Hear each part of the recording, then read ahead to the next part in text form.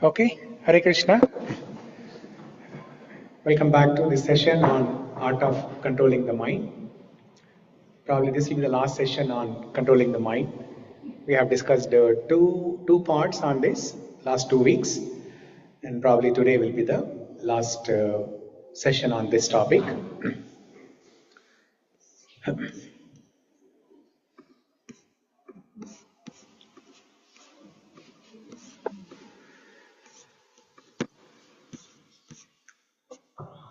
There's a beautiful shloka in Srimad Bhagavatam in 11th canto, 23rd chapter, 42nd shloka.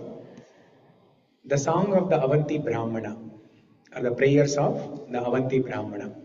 We'll discuss about Avanti Brahmana in a bit, but let's recite the shloka, this is very closely connected to the topic of mind control. So whenever something happens, any disturbance, any problem, any difficulty comes in life, we always try to blame somebody. We either try to blame some family member, try to blame friends, try to blame colleagues, try to blame everybody else, except ourselves. We blame everyone else. We blame even God also. Yeah. So yeah. Only to Huh? only to Why only me? Why only me? Why not somebody else? Why only me? So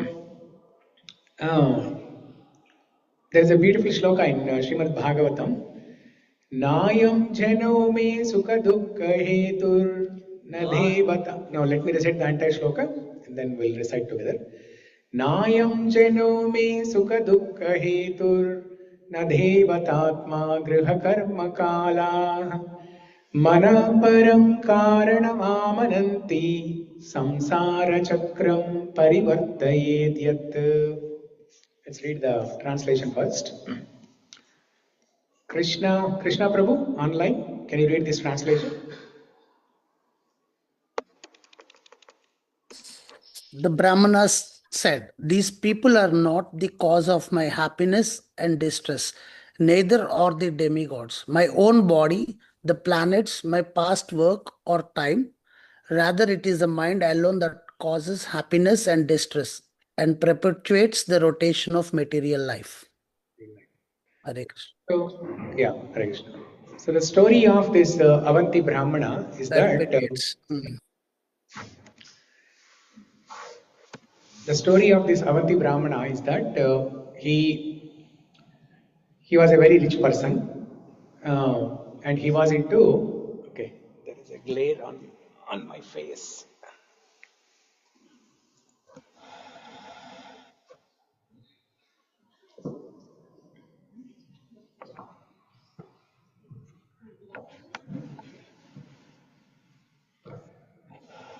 So this Avanti Brahmana, he was a very rich person, and he was not at all religious. He was influenced by all kinds of sinful activities, sinful people, and the family members they were unhappy about it. So then, slowly, his wealth started diminishing, because when you have bad habits,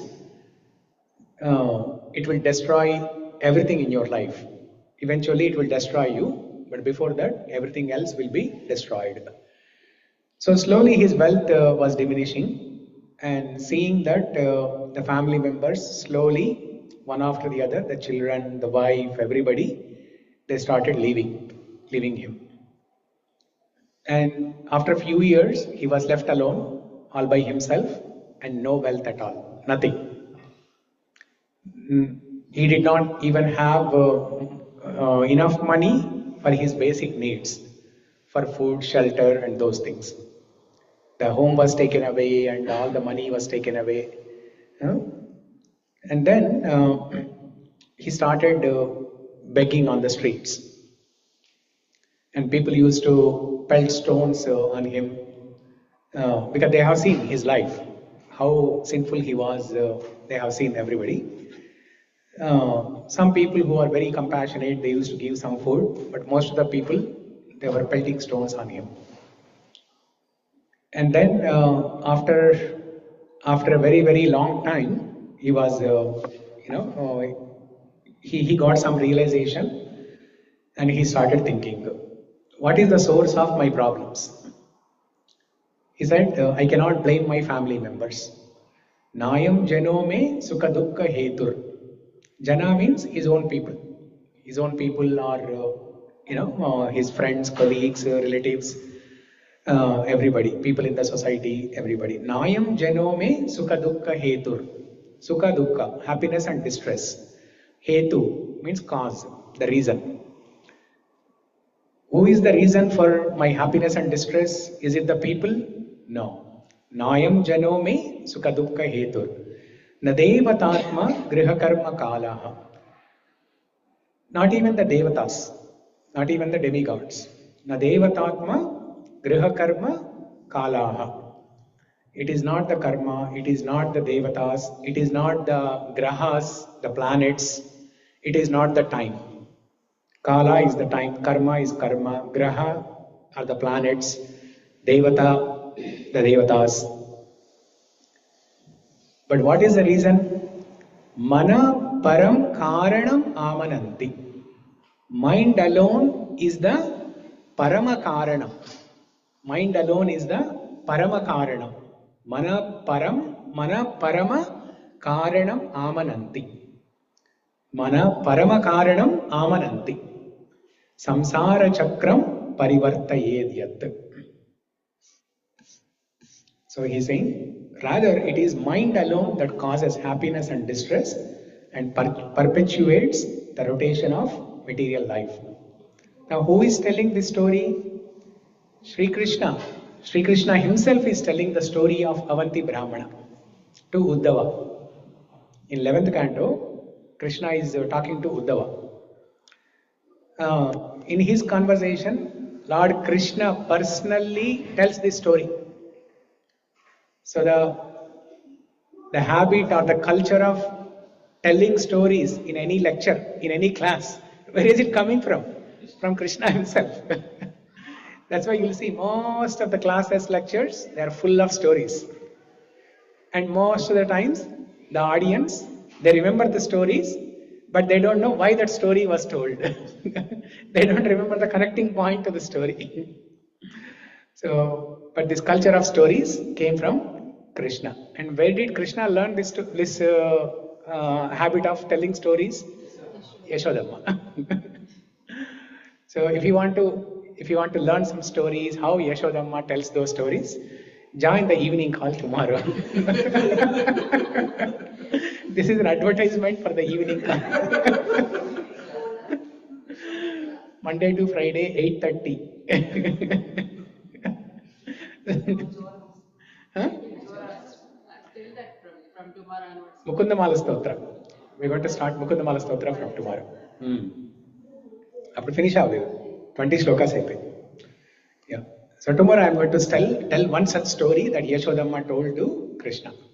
Okay? So if you want to know more, come tomorrow. Stay tuned. Premiere. It's going to be premiere. Okay? So let's recite this shloka now. Nayam jano me sukha dukkha hetur. Nadevatatma griha karma kalaha. Atmagraha karma kalaha. Mana param karanamananti. Mana param karanam amananti. Samsara chakram parivartayedyat. Samsara chakram parivartayedyat. So mind is just like this in the story, Avanti Brahmana is saying in this shloka, right? So it is the mind alone that causes the problem, not the external circumstances, but mind alone is the problem. Huh? Even Gajan's first sloka also. Realization of Yeah. no one needs it. Yes. The crocodile, when Gajendra was caught up with the crocodile, Gajendra did not complain, saying that oh, it is the crocodile who needs to be blamed, or it is my family members who are not helping me, they need to be blamed, or it is the devatas who are not helping me, they need to be blamed, or it is the God who need to be blamed. No, he did not say all these things. He said, it is my own fault. And Brahma also, in Brahma Vimohan Lila, Tattenu Kampa Susamikshamanam Bunjhana Eva Swayam Krutardham. Swayam Krutapakam. So it is his own mistake. Brahma himself admitted to Krishna, it is my own mistake. Similarly, Gajendra also admitted, it is my own mistake due to which I am in this situation. Nobody should be blamed. So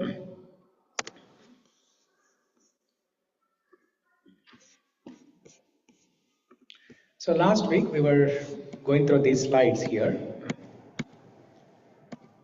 I think we stopped here, right?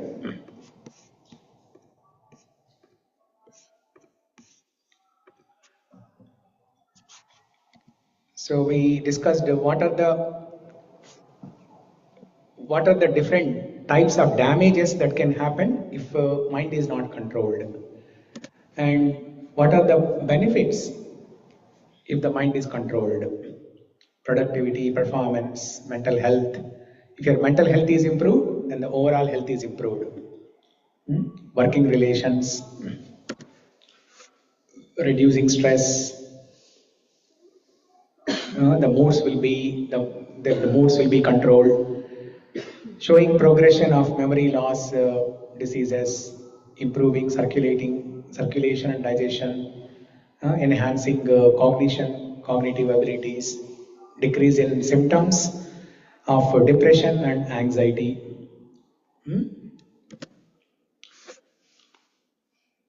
So how to practice mindfulness? So these are some of the techniques that are applied in general in the society, like meditation, music, practice positive affirmations, go for a walk, draw like a 5-year-old. Uh, but the problem is when a 5-year-old is drawing like how a child draws, the parents try to correct that. The parents say, "Oh no, this is not how you draw. I'll show you how to draw." We should learn from them. Let the child be child, and you be child. Actually, you become a child. But we try to correct the child all the time. We pollute them, and we pollute our mind also.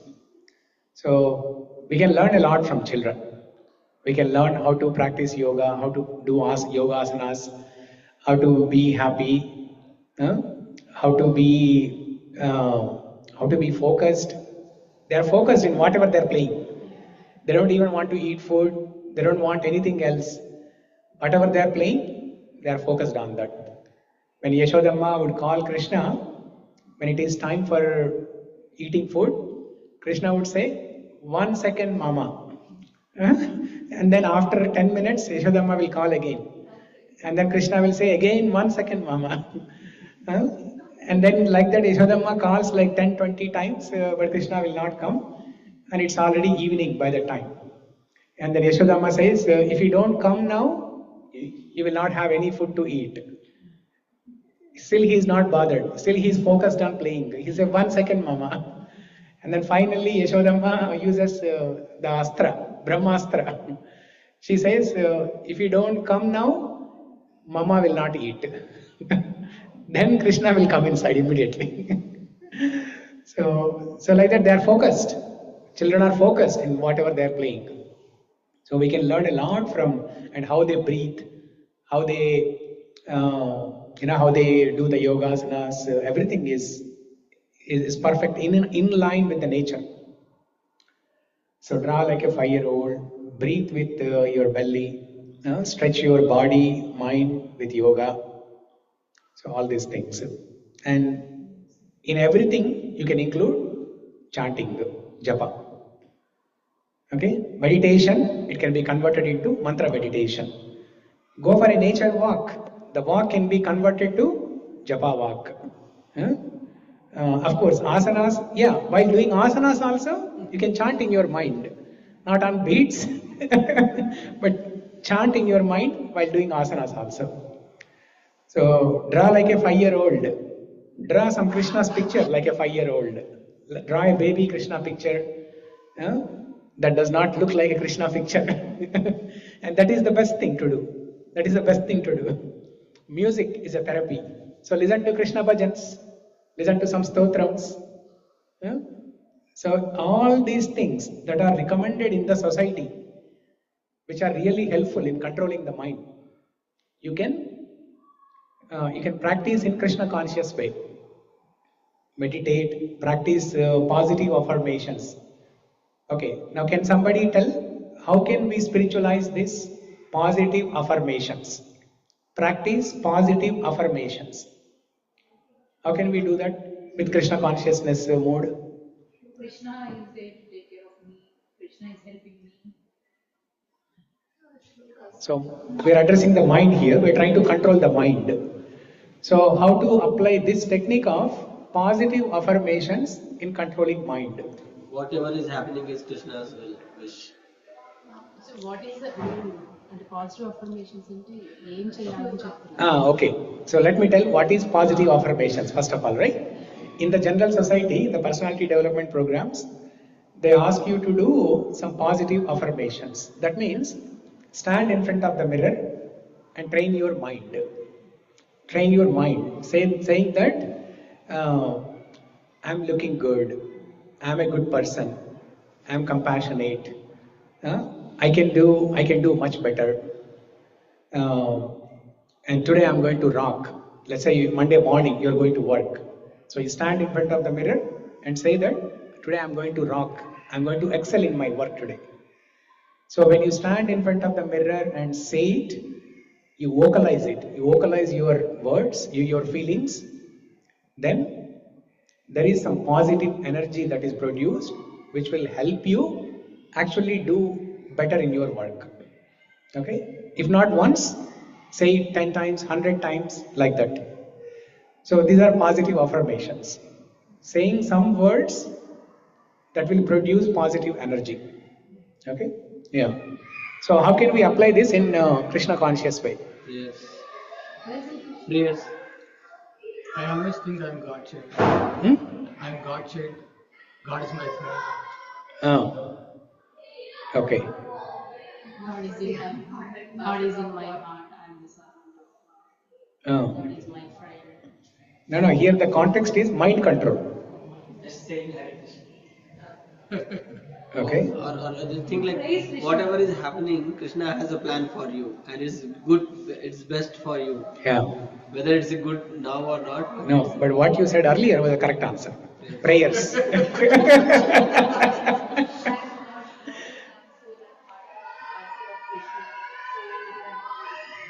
Don't close it. Close it.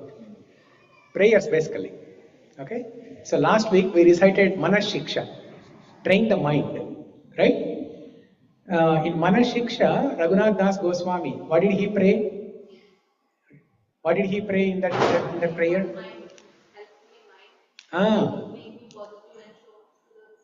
Yeah. So he was begging the mind. Oh mind, please serve Krishna. Oh mind, please get rid of this sense enjoyment. He was praying to the mind. We have heard about praying to Krishna, right? Now here he was praying to his own mind. So that is positive affirmation.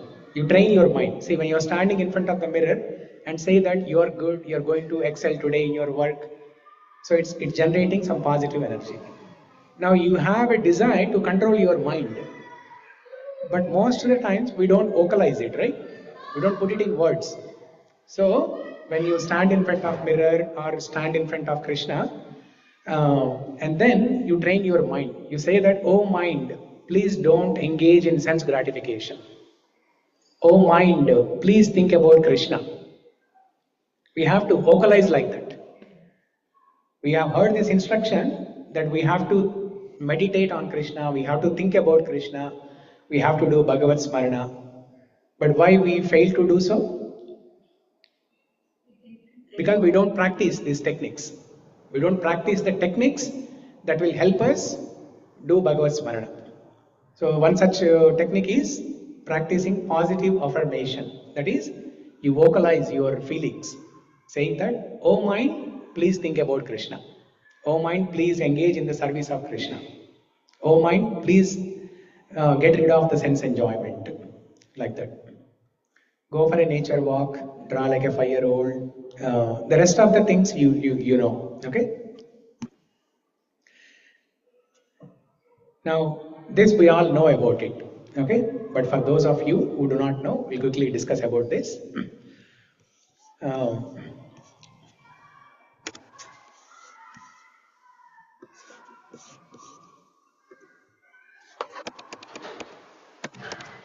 the chariot of life. This analogy is given in Shvetashvara Upanishad. So, in one image, everything is described. Whatever we have been discussing since last 3 weeks, everything is described here.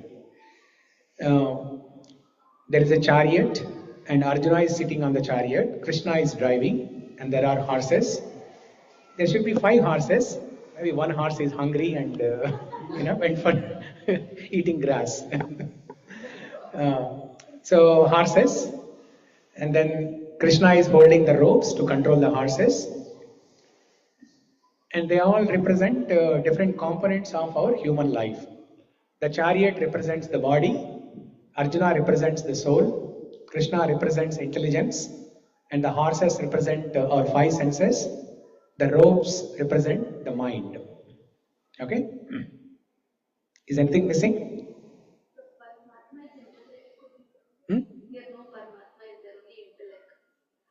Intellect is Paramatma. Yeah. Intellect is Paramatma. Krishna said this or we matching like that? No, it is mentioned in the Upanishads. Yeah, Shvetashvara Upanishad. Yeah. Vyasadeva is saying this. So now, when sense objects, that is the grass, you can say, that is the grass. The horses will eat sense objects. So now, having understood the different components of this chariot of life here, how they are mapping to different components of human life, now let's try to discuss about different techniques to address these different components: mind, senses, and intelligence. Mind, senses, and intelligence. So if you want to refresh your mind, we're talking about mind, so refresh your mind. So this is the anatomy or hierarchy of different components of human life. At the bottom level, there are senses. Above senses is the mind. Above mind is the intelligence. Above mind is the soul. And above soul is super soul. Okay? Mind, intelligence, and the ego, they are components of the subtle body. We have gross body and subtle body. Subtle body consists of mind, intelligence, and false ego. Okay?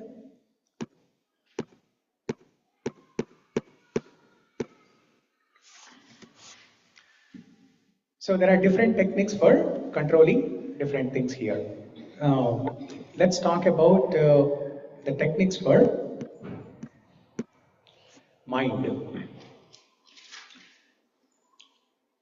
Mind is like a lion. We discussed a little bit about this in the first class. What did we discuss that time?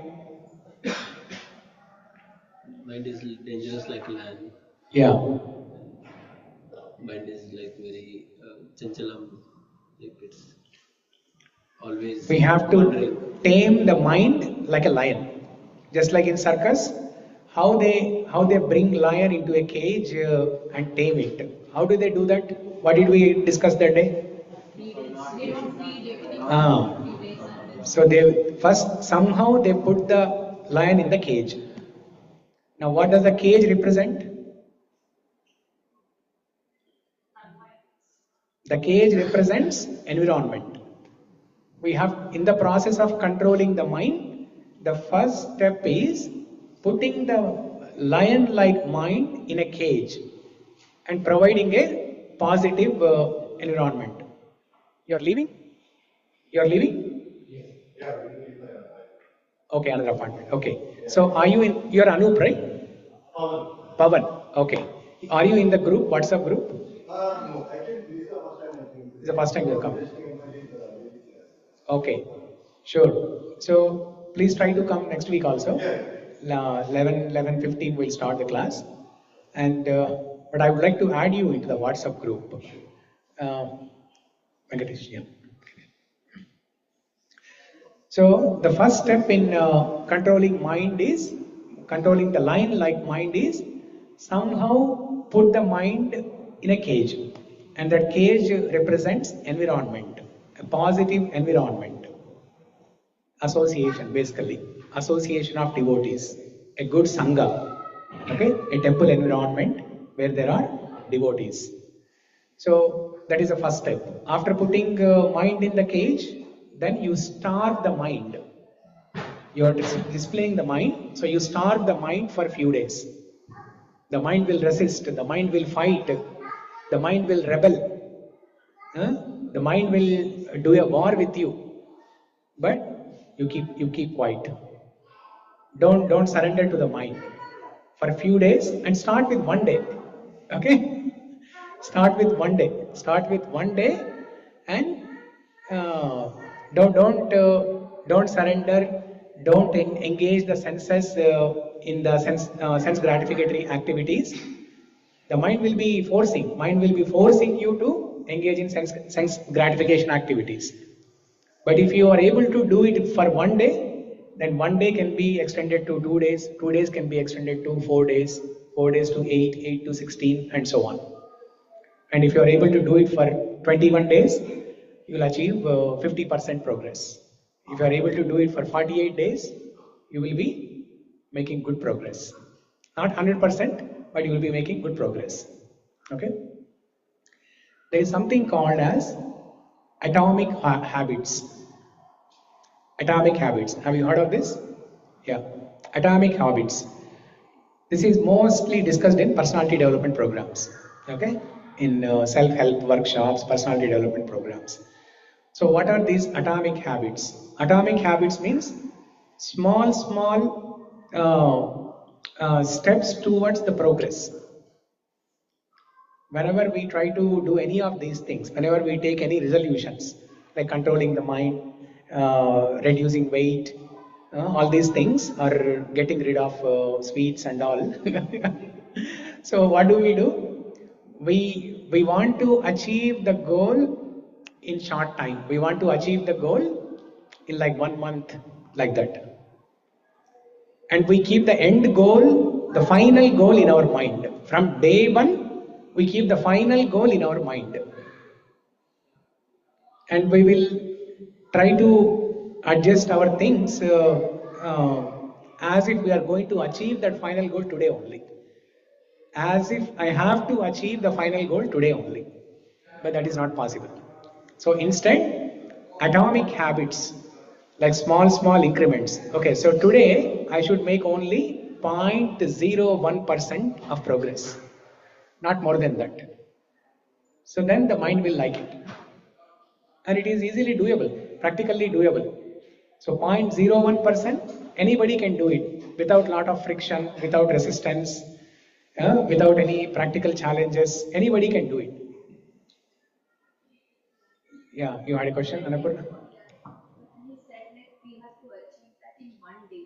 Oh. So it's the nature of the mind. Okay, Hare Krishna, you are leaving? Yeah, just doing. Okay, he attended the class? No, I just came 5 minutes back and I'm just trying to explore what exactly we are doing. Okay, so every Sunday we have class for kids and for parents also. I just talked to you. You talk to him. The details. You joined the WhatsApp group? Yeah. Did you join the WhatsApp group? No, I haven't joined. Okay, yeah, he can help you. So my friend Pavan only just told 2 minutes back. Okay, Yeah. yeah. Annapurna, yeah. in one day. So it's the nature of the mind to think in that way, but but the mind will like only its fractions. Yes. Why we are thinking in one day? It's the nature of mind. Because mind likes achievements. Yeah.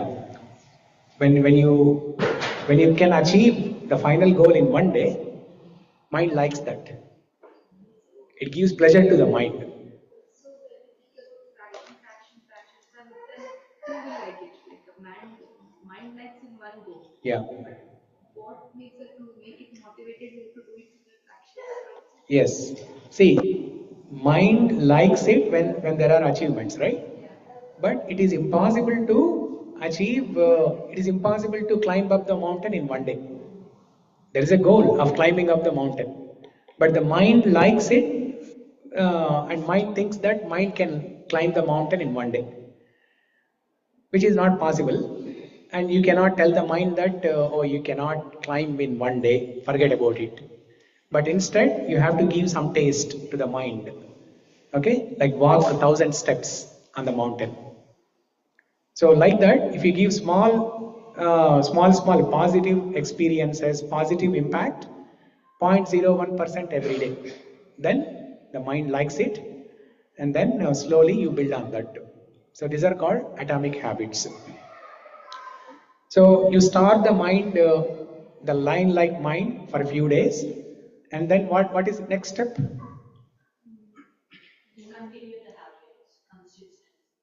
Uh, while maintaining consistency, very good point. Consistency, and while the mind is doing things consistently, you reward the mind. You reward the mind. Just like the circus man, what does he give after 3 days? He will just show the food. He will not give, but he will just show the food. In one hand, he will show the food. In another hand, he'll hold a stick and hit on the cage on the other side. Then the lion understands. Okay, if I want this food, I have to walk to the other side of the cage. And the lion, which is so powerful, it has the power to kill an elephant. A mighty giant elephant, a lion can kill. But such a powerful lion is kept in the cage helplessly. And mind is simply walking left and right with a bang of the stick. Okay? That is the power of reward. That is the power of reward. So as the lion understands that if I want this food, I need to listen to this person. And the lion will keep on walking left and right. This man will be banging on the left side, right side. Wherever he bangs, the lion will go there. And finally, after 2-3 days like this, then he will actually give the food. Then this becomes a habit. The lion is conditioned that way. The lion will become like a goat. Lion will become like a goat. So you can hug the lion. You can put the hand in the mouth of the lion. You can do anything. You can take a picture and post it on Facebook. All those things you can do. So like that, atomic habits will help in a great way. So for the mind, what is that? What is the training? This person in the circus is beating with the stick, right? So what is the training for the mind? That is mantra. Mantra. The technique or the training for the mind is mantra. Manaha trayate iti mantraha. Manaha trayate iti mantraha. So Hare Krishna Mahamantra. Hare Krishna, Krishna Krishna, Hare Hare.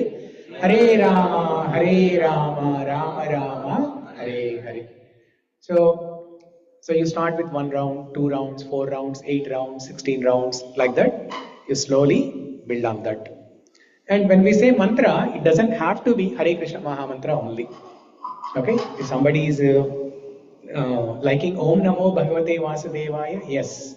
Om Namo Narayanaya, yes. Yesterday I met with a small boy in the temple, Bellevue temple. He's only 2 years, I think little less than 2 years. But he is very nicely reciting Om Namo Bhagavate Vasudevaya, Om Namo Narayanaya. So if somebody likes that, yes, you chant that. And he calls Prahlad as his brother. His mother was telling, I forgot his name, this boy's name, Ved. His name was Ved. So his mother was telling to the boy, Ved, abhi bolo, Prahlad bhaiya kaun sa mantra gaate? Prahlad bhaiya. How nice. Never heard anyone saying like that. Prahlad bhaiya. Then I thought maybe he has another brother who has name Prahlad. Prahlad bhaiya. So then he said, Om Namo Narayana. And then I understood it is not the brother Prahlada, but the Mahajan Prahlada, Bhakta Mahajan Prahlada. So it is the mantra. Because when we train, now we can experience, right? See, for example, before the beginning of the call, we were all doing different things. We were getting ready in the home, taking care of things in the home, and then driving. We were on a rush to come here. 11 o'clock is the class, but we reach here by 12 o'clock. There are so many things going on in mind. We have to drop the child there, and people who have to bring prasadam, they have to cook prasadam. So many things are going in our mind. But the moment we sit here and chant and start reciting Bhagavad Gita shlokas, did everyone experience the peace in mind and the calmness? All our worries, burdens, everything is going away, and we are in the present moment. So that is the power of mantra. Manah trayate iti mantra. Tra means to deliver. Yeah. Trayate means this delivers. Mind. No, the mantra will deliver. Man is okay, mind. Yeah. Tra means deliver. Manaha trayate iti. Iti means this. What is that? The mantra. The Om Namo Narayanaya mantra. The Om Namo Narayana mantra, it will do the job of trayate. It will do the job of trayate. Yeah. In Hindi also we say, right? Hindi par karna, right? To deliver, to cross over the river, we say par karna, right? Par karna, yeah. So here tar karna, taran karna. Trayate, taran karna is to cross. Yeah. So, and mind is also compared to a ghee lamp. Mind is compared to a monkey, mind is compared to a lion, mind is compared to a ghee lamp. When you have a ghee lamp that is exposed to the wind, it will be flickering, right? It will be flickering. Or the lamp will also flicker if there is no enough ghee in the what do you call that? In the lamp. Huh? No, not lamp. What do you call that? Diya. In the diya. If there is no enough ghee in the diya, then also the lamp will flicker and it will start producing black color soot, the black color mussy, and then eventually it will be blown out. Now, how do you control that? Put more ghee in that, and then the lamp will glow perfectly. No black soot and no flickering. So, what is the ghee here?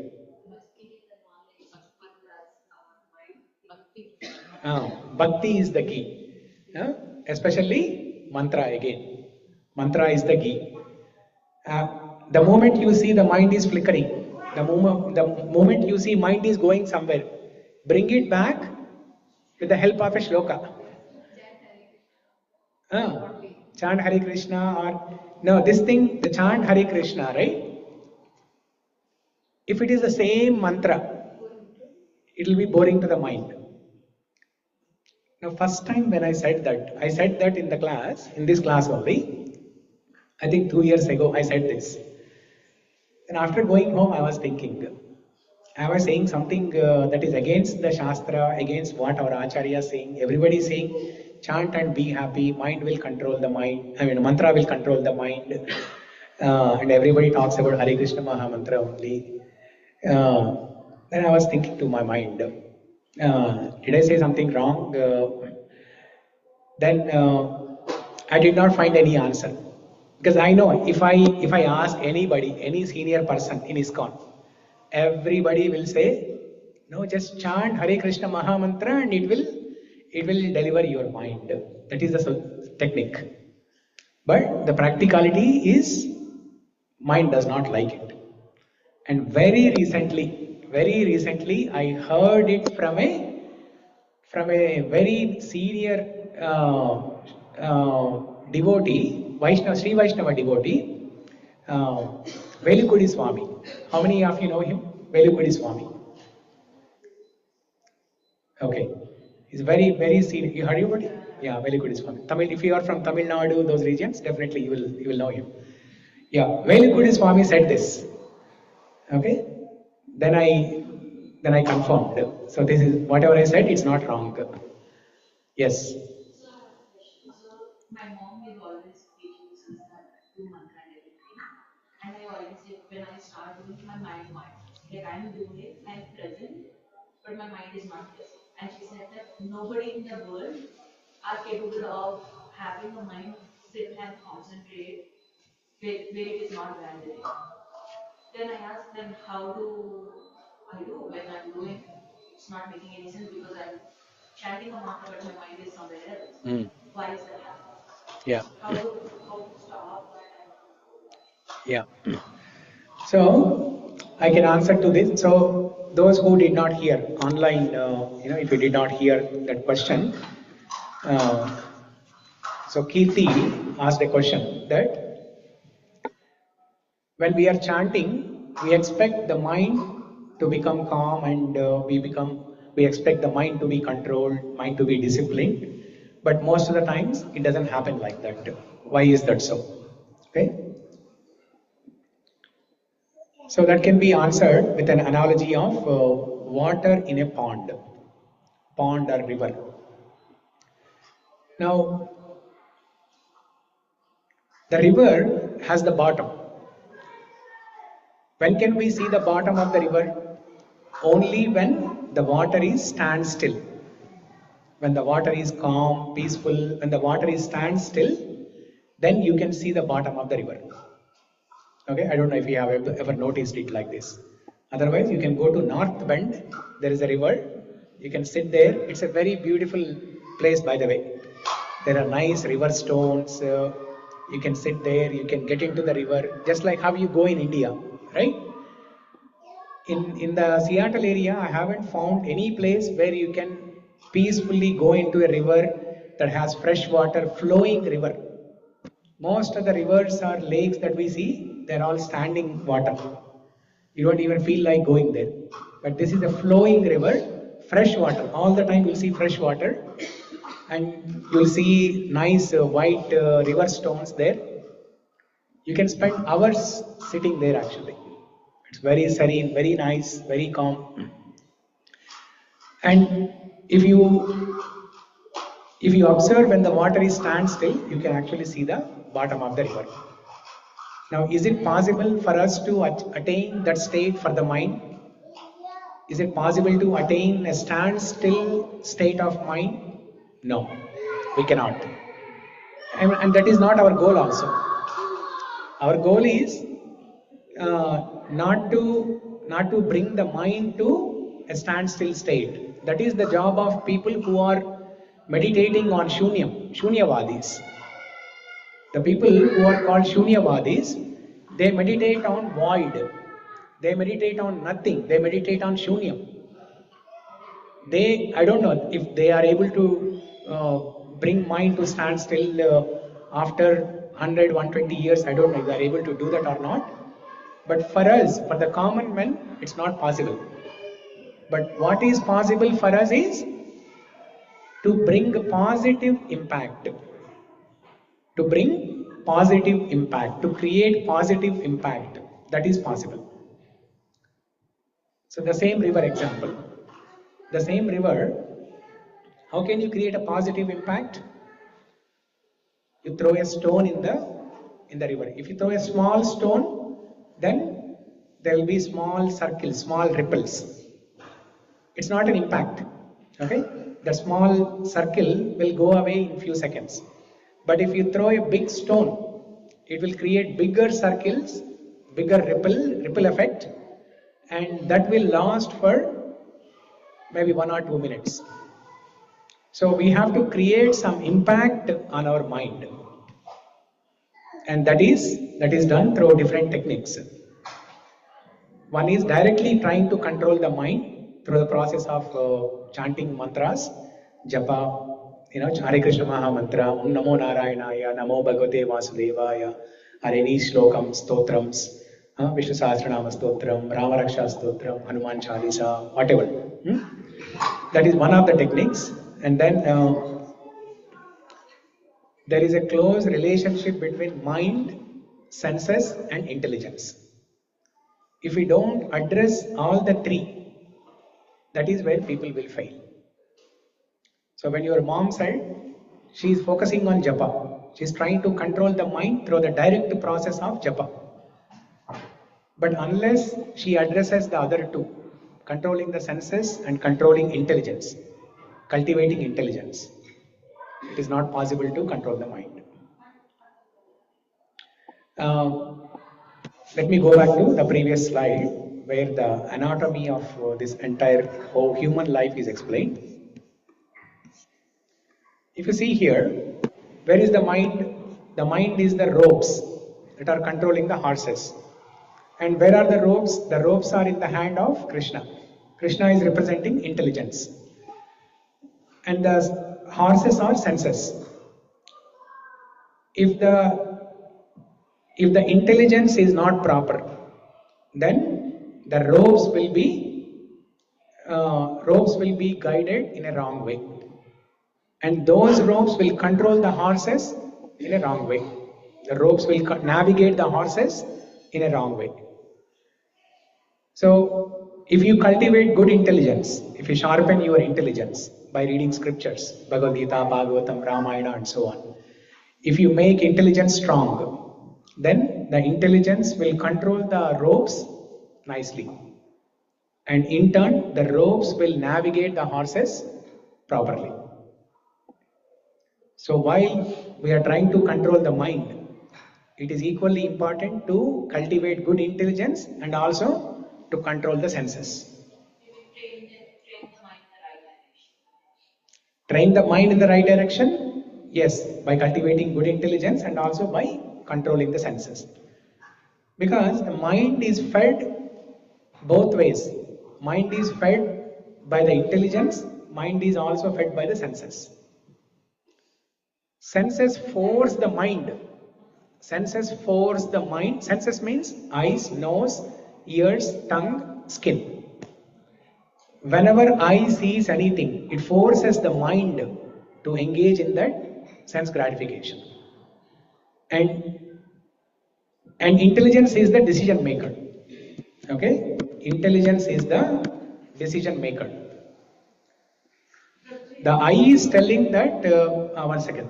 The eye is telling to engage in sense gratification. And the intelligence, if the intelligence is not strong, intelligence will signal the mind, yes, go ahead, do it.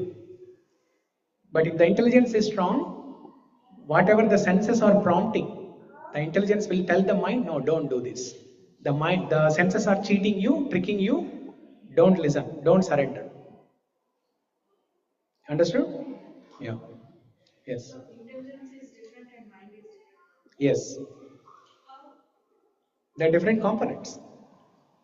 Brain is the one which is holding information. Brain is different, mind is different. What? Because you did not attend the last 2 classes. It is meant to be confused. It is meant to be confused. If it is not confused, then it is not a great science. The spiritual science, especially this art of mind control, if you are attending the last session, obviously it is confusing. So even after you listening to 10 sessions, it is very difficult to understand. But if you are attending the last session, definitely it is very confusing. So mind is different from brain. Mind is software, brain is hardware. Okay, is that clear? Brain is hardware that you can see. Mind is software you cannot see. It is subtle. So mind is here to the heart, not mind is here. Huh? Mind is here in this area. In the heart region. Mind is in the heart region, brain is here. In the head. Brain is in the head, mind is in the heart region. That's why they say, right? There are certain things that you have to understand with your brain, and there are certain things that you have to understand with your heart. For example, if you're trying to understand some philosophy, like how the matter works, how the 26 elements in matter, earth, water, fire, air, ether, all these things, how they are working actually. If you want to understand this, you need brain. You need brain. But if you want to understand how Krishna washed the feet of Sudama, look at that picture there. How the Supreme Personality of Godhead, Devadi Deva Krishna, how did he wash the feet of Sudama? To understand that, brain cannot help. You have to understand that with heart. So bhakti, you have to understand with heart, and any philosophy, Upanishads, the dry philosophy, you have to understand with brain. Like Sankhya philosophy, Dhyāna Yoga, all these things you have to understand with your brain. Any logic, reasoning, that you have to understand with brain. But anything, Husband's love also. husband's husband's love, yes. Very good. Wife's love you have to understand with brain. Husband's love with heart. Very good. Big round of applause to Venkatesh. Nobody can say anything better than this. Exactly reverse లో అనుకుంటూ ఉన్నాను అది heart అంటే wife mind అంటే husbands అని reverse లో వచ్చింది. So one of them is brain and one of them is heart. You figure out. You figure out. घर घर की कहानी अलग अलग है.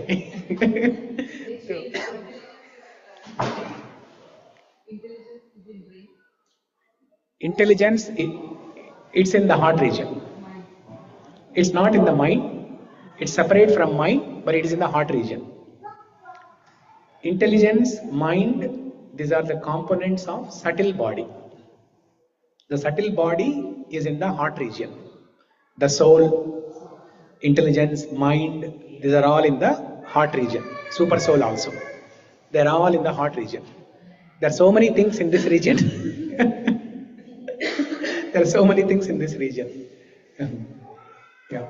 The intelligence, if you are too confused, you can think of intelligence as super soul. Okay? Huh? Yes, it is knowledge. Yeah, intelligence is knowledge. Yeah. But intelligence we usually go through the brain, like as in knowledge we acquire through brain and store memories. Yeah. So the brain only has the information. The data is there. The numbers, alphabets are there in the brain. But you have to make some sentence out of it. You have to make some meaningful information out of it. That is the faculty of mind. That is the function of mind. Yeah. Thinking, feeling, willing. Right? These are the three faculties of the mind. Now, how can the mind perform these three faculties, thinking, feeling, and willing? based on the information in the brain. Based on the information in the brain. The data is there in the brain and that is processed by the mind. Yeah. So mind is the software, brain is the hardware. Just like how any information you want to store in the brain, it is through the mind. Any information you want to retrieve from the brain, it is through the mind. In software, you have get function and set function. Set function is to store, get function is to retrieve. Okay? So that is through the help of mind. Yeah.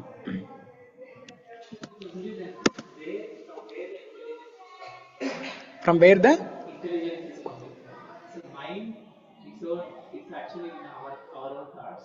It's getting stored over there, but intelligence where it is coming. where is it coming from in the sense it's part of our human life. Subtle body. It is part of subtle body. Like if you ask where is the soul coming from? Soul is coming from spiritual world. So is intelligence getting affected by our thoughts and then our actions?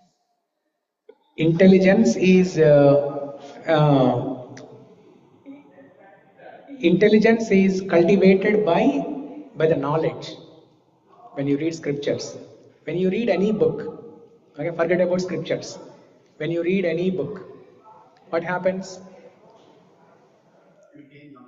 You will gain knowledge. And what is the purpose of that knowledge? The purpose of the knowledge is decision making. So who makes the decisions? Intelligence. If you see that red color circle here, intelligence is the decision maker. Intelligence is nothing but the power to discriminate between good and bad, right and wrong. It is a discriminating power to decide between good and wrong, good and bad, right and wrong. Okay, it is a subtle. It's a part of the subtle body. It's a component. You cannot ask where it is coming from. Okay, you can only understand how intelligence works and how to cultivate good intelligence. We cannot question on the existence of intelligence itself. Or you can ask a question, where is intelligence? It is in the heart region. Yeah. Okay. Now. Then, so mind is just a store of thoughts, right? It doesn't do anything, right? So only the intelligence makes decision making, and you will do some action, right, based on that. Yeah. So then, intelligence is the not control, not the mind itself. Mind is just a static thing, right? No, the brain is the store of thought. But the mind is navigating the senses. Mind is the rope. Mind is a rope. It's just store of thoughts. That's like store of thoughts. Diagram you saw that. It's a store of thoughts. Mind is a storehouse. Yeah. Yeah, storehouse, right? Yeah. Storehouse, what does it do? It doesn't do anything, right? It's static. Right? It doesn't move anything also. Yeah. Mind is controlled, right? Mind is not uncontrolled. No, mind is navigating the senses. The senses are prompting the mind, and mind is navigating the senses. In absence of how I understand, in absence of good intelligence, whatever is stored, you will do random thing. Yeah. Otherwise, if you have intelligence, you will navigate it in a right way. Yeah. The mind takes the input from intelligence and navigates the senses. You mentioned that the interpretation that is like the mind is the road and causes the senses and intelligence is the God. Yes. So it means that we should always get good thoughts. I mean, intelligence is the decision maker. Yeah. So if that is God or super soul, Mhm. then we should be always moving towards dharma or like good path. Yeah.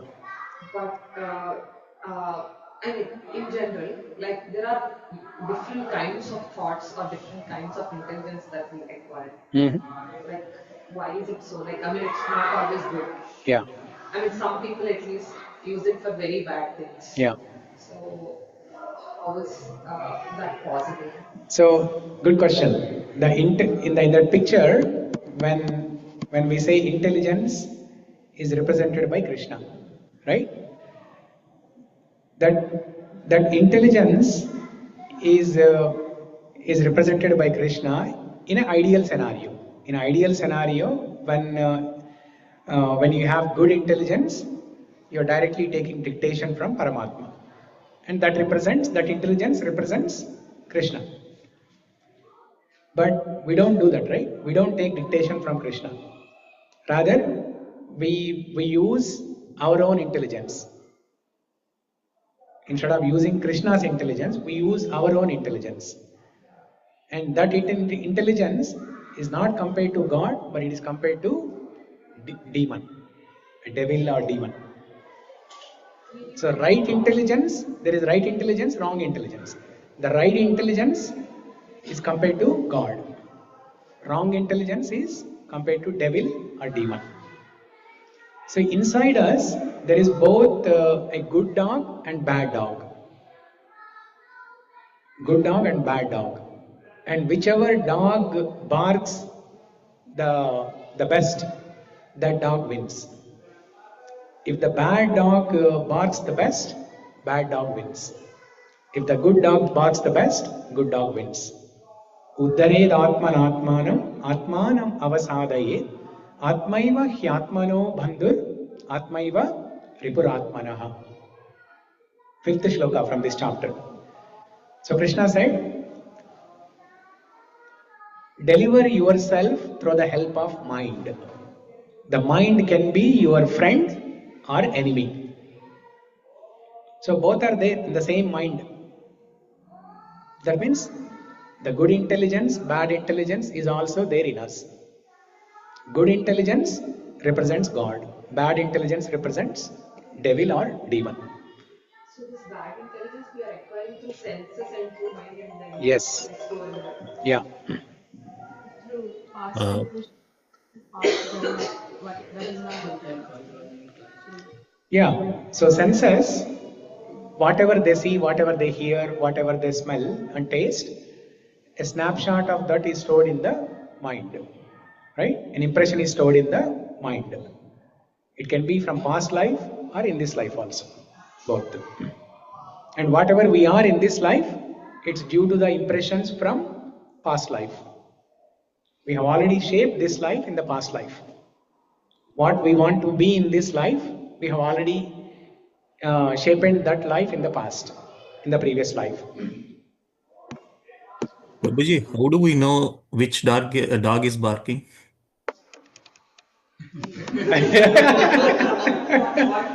Question is, do we know which dog is barking? Which dog is barking the best or highest or the strongest? After 10,000 hours. After 10,000 hours, if he's good dog. No. For that, you don't have to wait 10 years or 10,000 hours of sadhana. Do it like what? Yeah. So, if you are happy, if you are happy, and if that happiness is lasting long, then that means the good dog is barking. Otherwise, if you are happy and that happiness lasts only for a moment, for a short period of time, maybe for a few days, that means the bad dog is barking. So you know it by symptoms. This intelligence, mind, these are subtle things, right? Just like air. We cannot see air, but how do we feel the presence of air?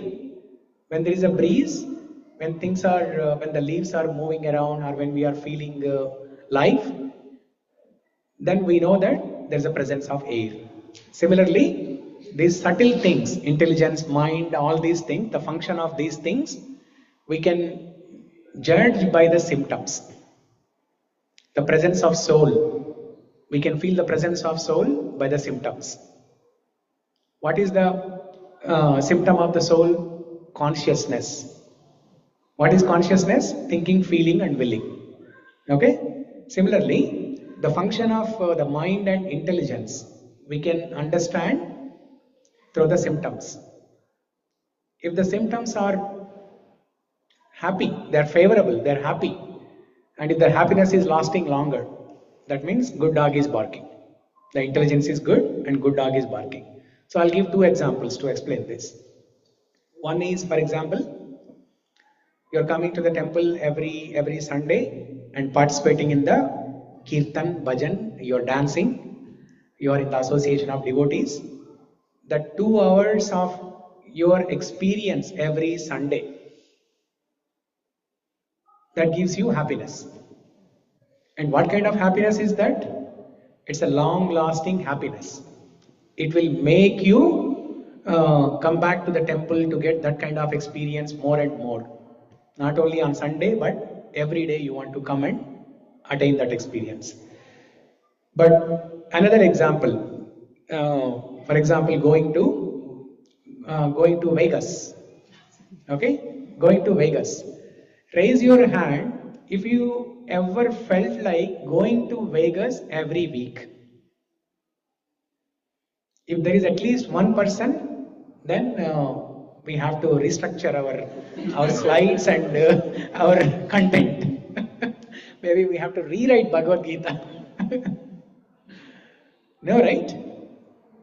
So then, good dog is barking.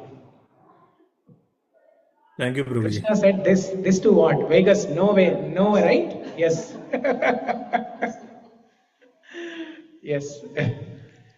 So that is a proof. The proof is in the pudding. You judge by the results. You judge by the symptoms. So if you, I mean, there are some people, right, who want to go to Vegas. The hardcore materialistic people. Now I am asking this question in a wrong assembly.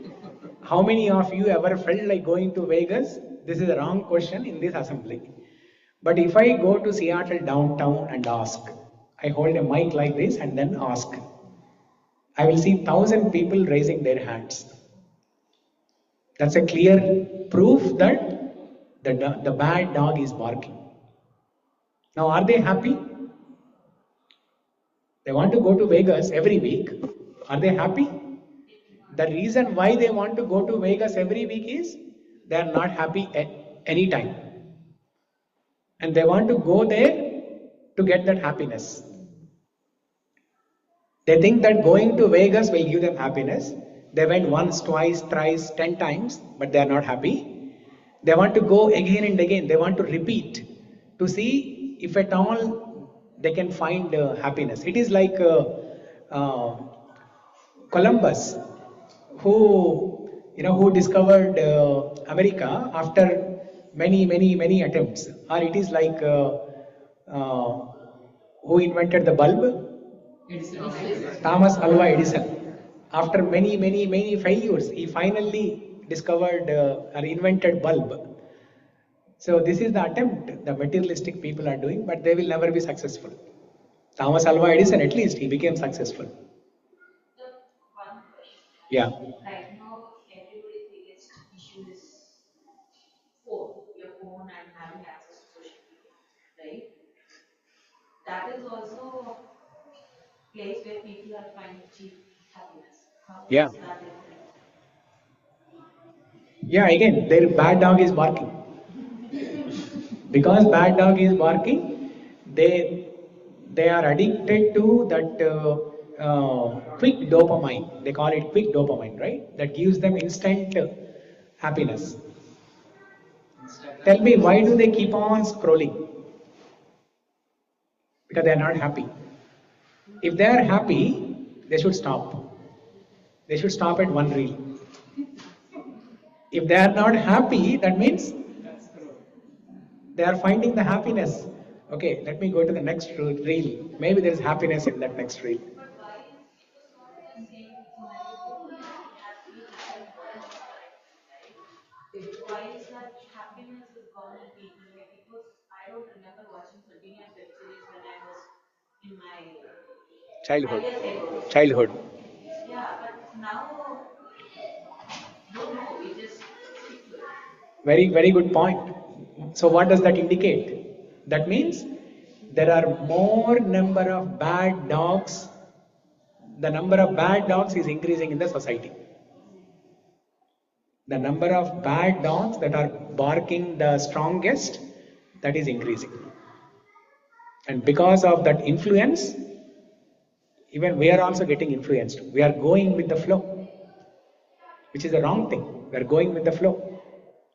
Now, does that mean there is nobody, there is not even a single person who is not going with the flow and who is leading the life in the right way? The answer is yes. There are some people. There are some people, few people who are not going with the flow. In fact, who are going against the flow. They are swimming against the river. They are swimming against the current of the river water, and they are happy. They are very happy. They are satisfied. They are content. They are peaceful. Whereas the people who are going with the flow, they are not happy. We have option. Who said we don't have option? We have.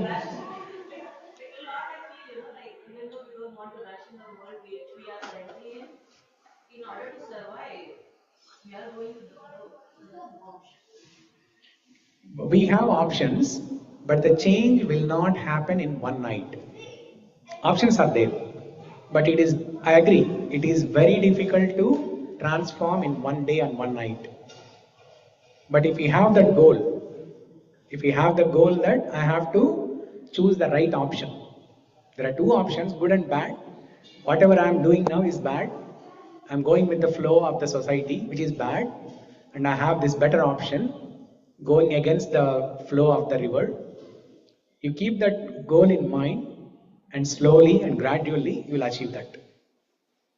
Yeah, 5 years, 10 years, 20 years, you will achieve. Yeah. So one question between intelligence and consciousness, how they are related? Are they one and the same, or?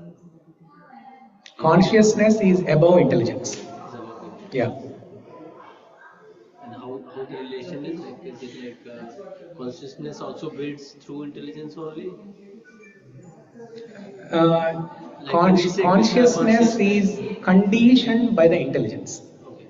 Yeah. So when we say Krishna consciousness, Krishna conscious person. Yeah. So if we know, read, hear more about Krishna, that's how our consciousness develops. Yeah.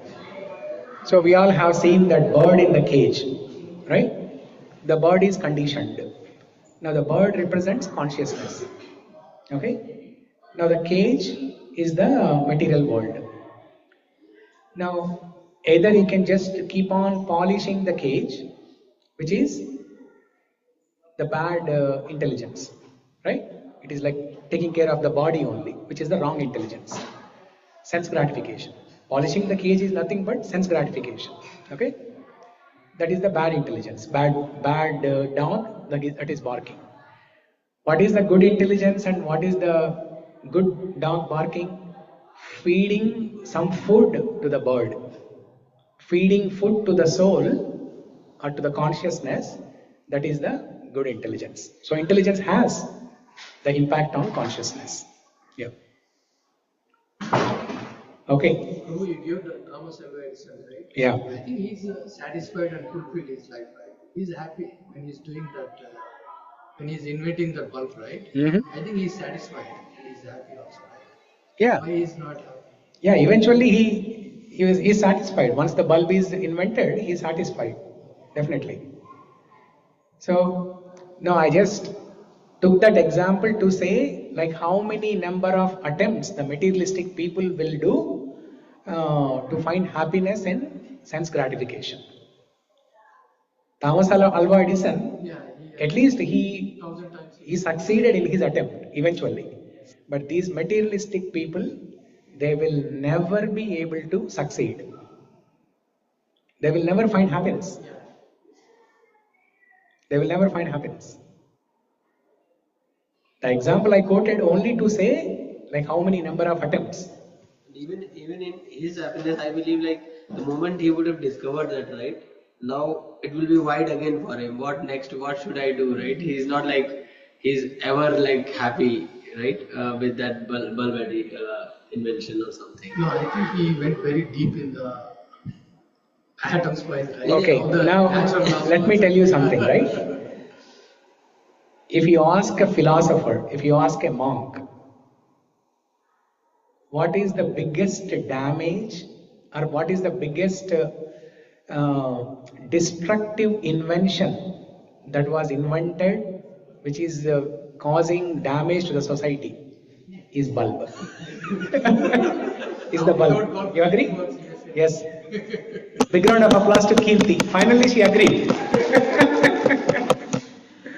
again, that's when I say we don't have option not to accept it, because my question was if materialistic people are the one who are on the top and who are the one who makes the decisions for everybody. What's the definition of top? Being on top. Like they are the one who always makes the calls, right? Like what others has to do. But are they happy? But they're making others. They are making hustle and bustle, but are they happy? No, they are not happy. But why do they have so much control in the world? No, forget about the control. This world is supposed to be an Even if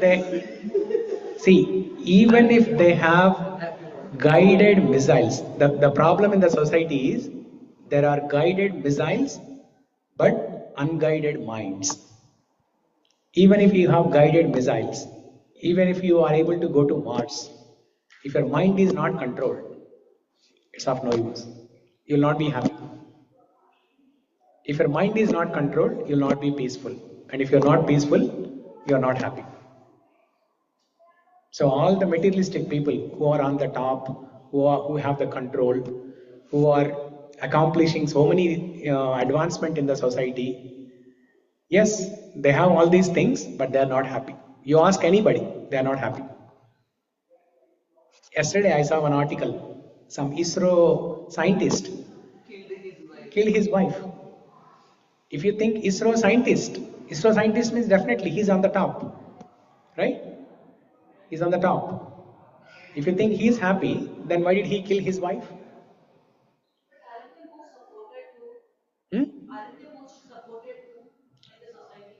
They are supported because he is wrong and the people who are supporting are also wrong.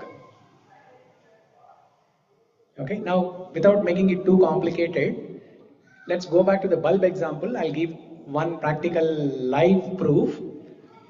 Now the philosophers have unanimously said that the biggest damage to the society is the invention of bulb. Why? Because when there is light, you end up staying late night until 12 o'clock, 1 o'clock, and then you wake up late and your whole schedule is disrupted. But there are some people in India and in US, in different parts of the world, who are living without electricity. There are fewer number of people. Because the number of people who can buy diamonds, there are very few. People who can afford to buy Kohinoor diamond. Not everybody can buy. And that is the best thing. If you see somebody buying stones and you think they are the best, that's wrong. The so-called materialistic people who are on the top or who are controlling the world, what are they doing? They're collecting stones. They're buying stones. Our job is not to collect stones, not to buy stones. We have a goal to buy Kohinoor diamond. So invention of bulb is not. Madhuri. Invention of bulb is not, wrong thing. Using that bulb in wrong way is the wrong thing. But the problem is when there is something available, the mind has a tendency to use it in a wrong way. Only a great philosopher, a great devotee of Krishna has the expertise how to use the bulb in the correct way. He will see Krishna's beautiful form under the light of the bulb. He will read scriptures under the light of the bulb. He will give.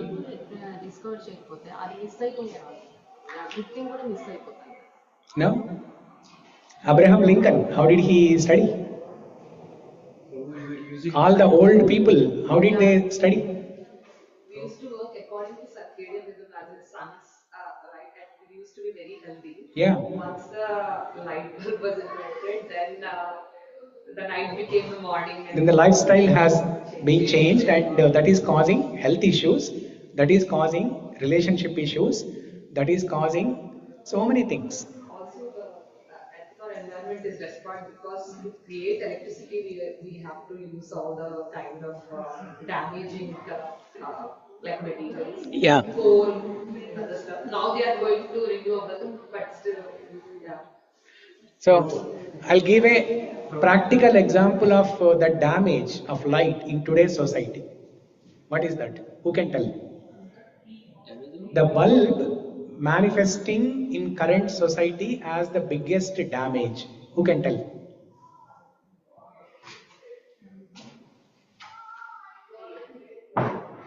Give me one example that we see in today's society, which is a proof for the fact that invention of light bulb is the biggest damage to the society. Night shifts, TV. Hmm? Prabhu, like we are using phone, laptop, mic. Phone. Isn't there bulb in the phone? What is bulb basically? Light, right? Light emitting diode. Is that correct? Light emitting diode. That is there in the phone. That is nothing but the Thomas Alva Edison's invention in a different form. Thomas Alva Edison invented a bulb in a big form, but a minuscule of that bulb is present in the phone. If Thomas Alva Edison did not invent a bulb, probably we will not have to deal with the damage that is caused by the phones today. No Prabhuji but కత్తి ఉంది ప్రభుజీ కత్తితో ఒక మనిషిని పొడుస్తున్నాడు ఒక Apple పొడుస్తున్నాడు మరి కత్తిని invite చేయడం తప్పు అనుకుంటే ఎట్లా ప్రభుజీ యూసేజ్ మనం చూసుకోవాలి. Yeah, so the expertise of using anything as a utility. See, when you have a thing, it has to be used as a utility. The knife example, it has to be used as a utility to cut vegetables. But the same knife, if it is used to kill somebody, then it is wrong. అదే ప్రతి దాంతో good and bad ఉంటుంది Prabhuji. So Yeah. Invention అనేది correct wrong కాదు, the usage is the wrong అని నా అభిప్రాయం. That is correct to some extent, but it's not practical.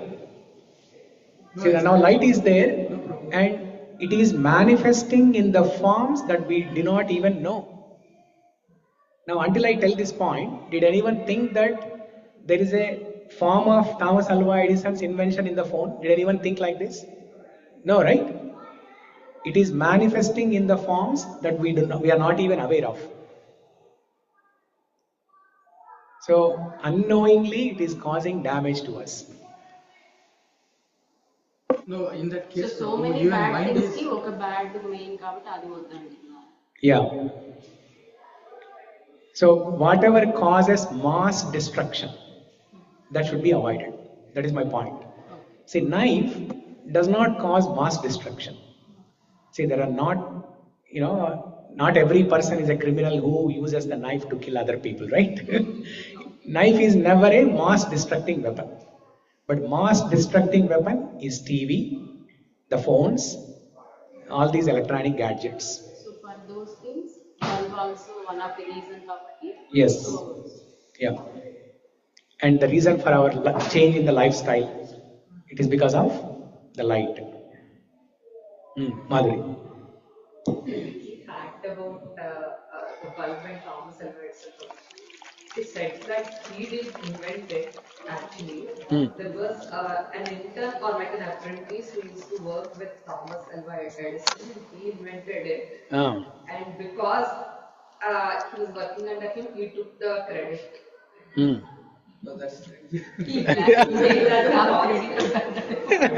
Now blame is also blame is also should go to the Yeah.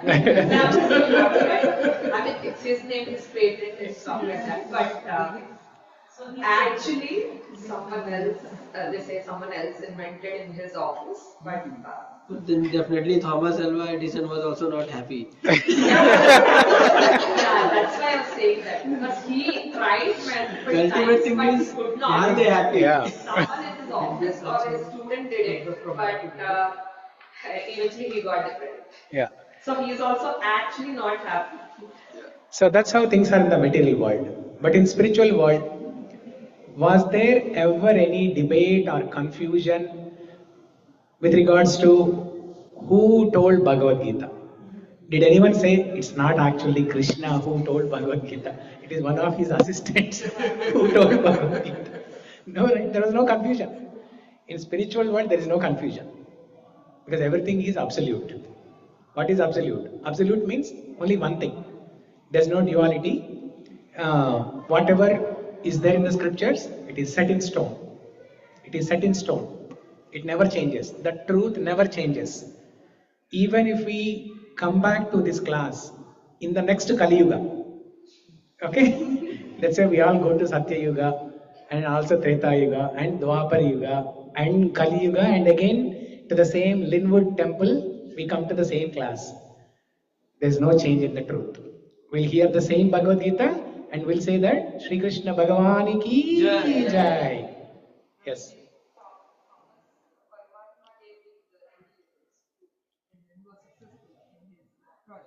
Mm-hmm.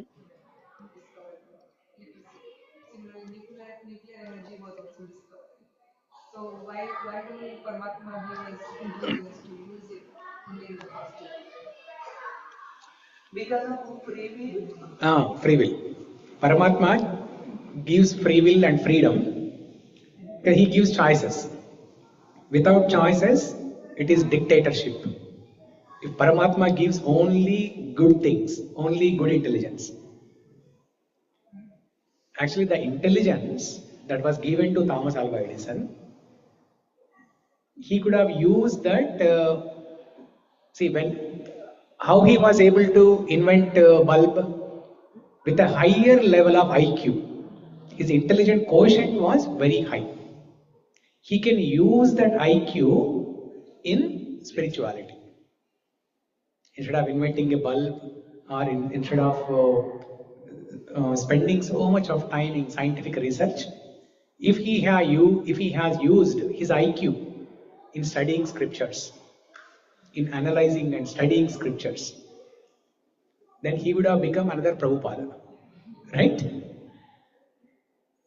So Prabhupada also, he started in 1920s. The first time he heard the instruction from his Guru Maharaj, 1920s, and then he was contemplating on that, and he failed many times.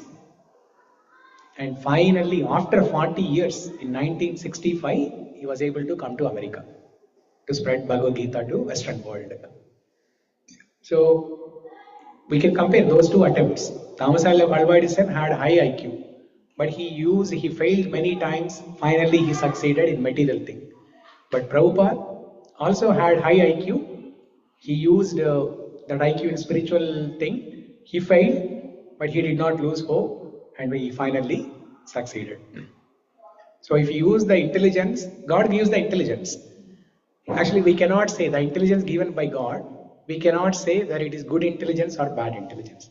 It is only how we utilize that intelligence, how we apply that intelligence.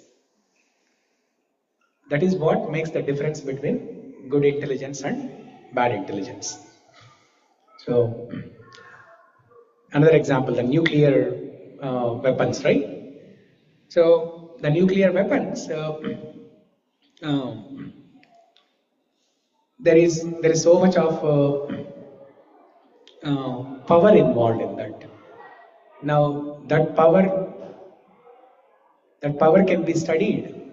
That instead of using that power and making a destructing weapon like that, that power can be studied to understand the root cause of that power. That is what Sankhya philosophers do. People who are practicing Sankhya Yoga, they study the matter very scrutinizingly to understand the root cause. So if a scientist has the knowledge to appreciate this power, the scientific power of what do you call them? In nuclear weapon, what are those? Fusion. Huh? Fusion. Atoms? Atomic power, right? Atomic power. Yeah. So if he tries to understand scrutinizingly the atoms, then he will understand the root cause of it. So Anything given by God, it is only the way how we use it, how we apply it. That is what makes the difference between good and bad application. Yeah. Anything can be used in two ways, good way and bad way. Just like Krishna said in this verse, mind, same mind. Who gave the mind? Krishna gave the mind. And the same Krishna is telling, the same mind can be your friend or enemy. Now can we ask Krishna, why did Krishna give mind in the first place? No, right? But it's up to you whether you have a controlled mind or uncontrolled mind. If you have a controlled mind, then the mind is your friend. If you use the science in the right way, yes, it is a good thing. Okay, it's almost 2. We have not even finished one slide. and I proclaimed in the beginning that we're going to finish this topic today. Too many? Yes, too many curious minds. Curious Georges. One 80-year-old wife, all of you, Ranveer such something. Ranveer such. He is talking about AI. 80 years. Yeah. He పెద్దవాళ్ళు ఎలా ఇస్తారు presentations Ted లో కానీ ఇస్తున్నారు. Yeah. అతను ఈ ఏఐని భగవద్గీత మీద ఏమంటారు మ్యాచ్ చేసి చెప్తున్నారు. ఏఐ భగవద్గీతకి ఎలా రిలేట్ అయింది 8 years. Okay. Share the video. Last time in the conference during. That's a good attempt. And if he is persistent and he continues to do that, then he can do magic in the field of spirituality. My husband debate వచ్చింది. చూడు ఎంతసేపు భగవద్గీత అంటావు 8 years bye AI గురించి చెప్తున్నాడు విను అది technology అంట అది డెవలప్మెంట్ అంట అలానే నెక్స్ట్ స్లైడ్ ఏంటో తెలుసా Prabhuji I will tell you how Bhagavad Gita is related to AI.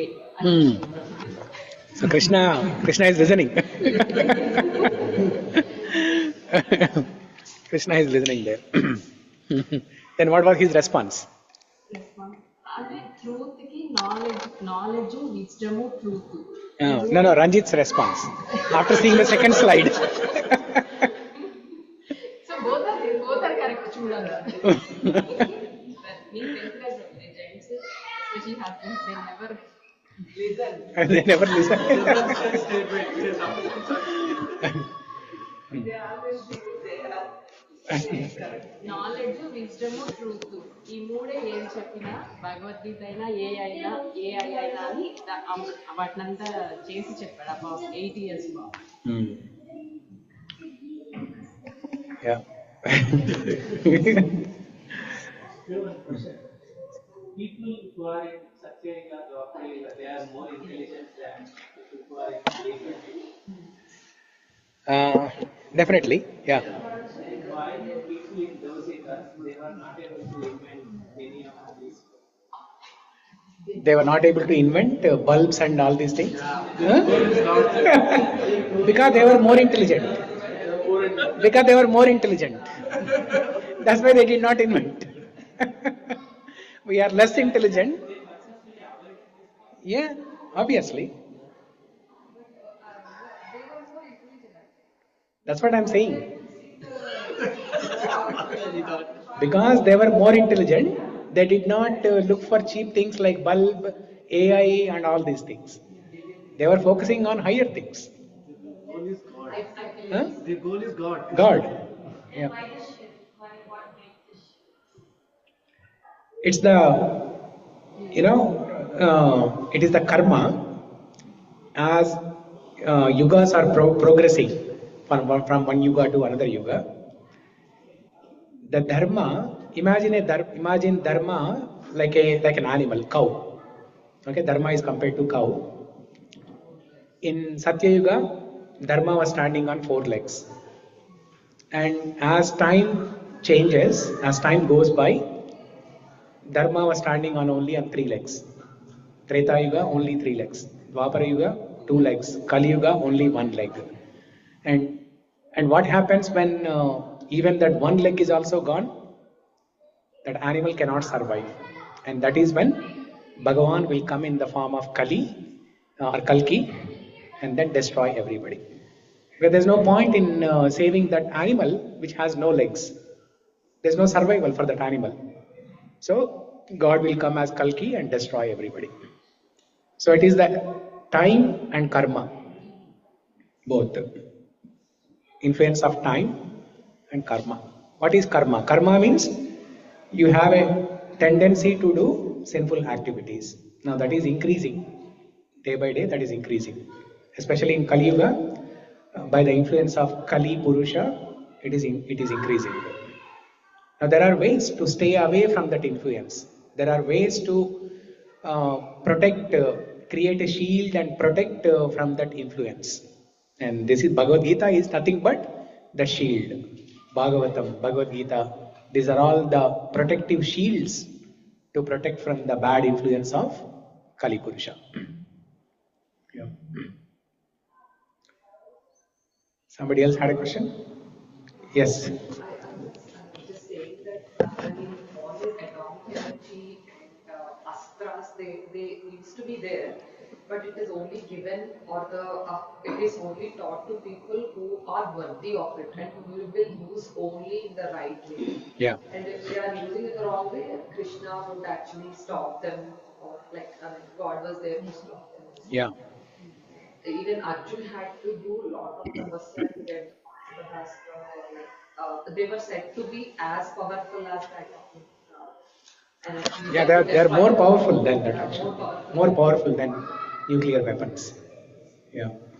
And also a lot of the technologies that we have, if we can see the glimpses of it, like test tube babies or IVFs or these kind of things, there are talked about even in the Mahabharata and Ramayana and other places. Yeah. Though not exactly the same words, but they must. Zoom call was there in those days.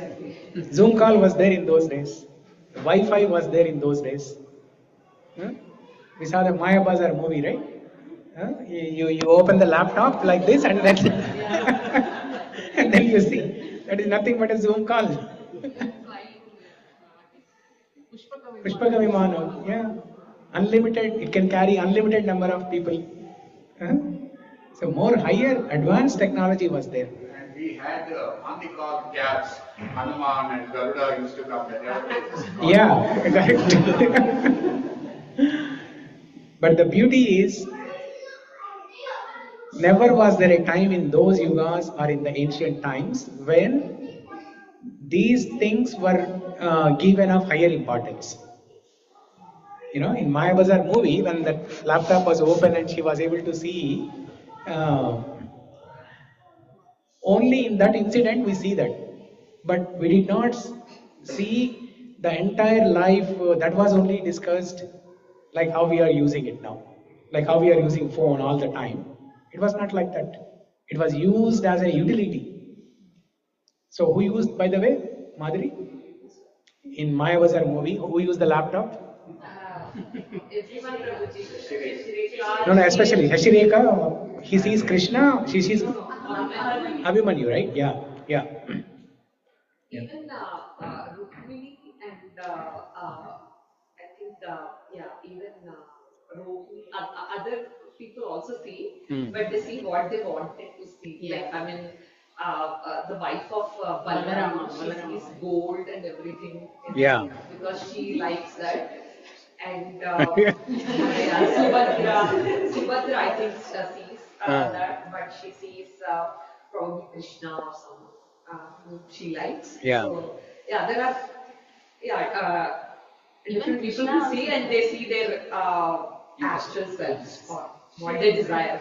Instagram reels. Whoever wants To see that algorithm comes. Yes, very good. Good example. See, everything has its roots from ancient times. See, with our narrow minds, we think that the today's invention is the greatest invention. But there were, If we think that we did now, yeah, invented something new. Yeah. But it's not new, it's existing, it's just Yeah, more powerful than this. It was there before, but they were used in a good way. Yeah. and they did not take the patents for themselves. Yeah.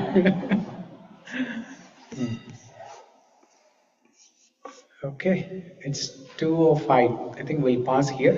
I think we have to meet another session. Mind control is not easy to Mind control is not easy.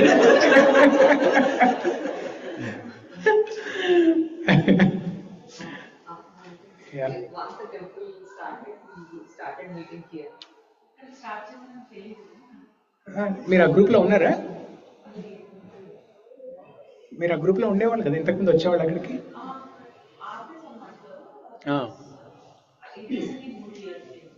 Oh, recently you moved to here. Okay, then you can come every. Okay, so I'll add you to the group. Yeah. Okay. So Grantara Srimad Bhagavad Gita ki jai, Srila Prabhupada ki jai, Art of Mind Control ki.